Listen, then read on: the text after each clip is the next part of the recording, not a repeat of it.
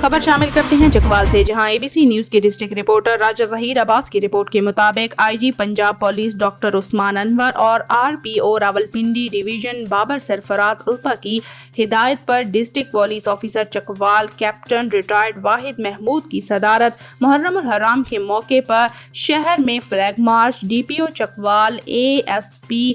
Investigation DSPs elite police اور traffic police اور eagle squad کے دستوں نے فلیگ مارچ میں شرکت کی۔ فلیگ مارچ کا مقصد عوام الناس کے جان و مال کی حفاظت اور شہر میں امن و امان کی فضا برقرار رکھنا ہے۔ فلیگ مارچ کا آغاز پولیس لائن چکوال سے کیا گیا، جو DPO چکوال کی زیر صدارت شہر کے اندرونی مختلف رستوں سے ہوتا ہوا واپس پولیس لائن میں اختتام پذیر کیا گیا۔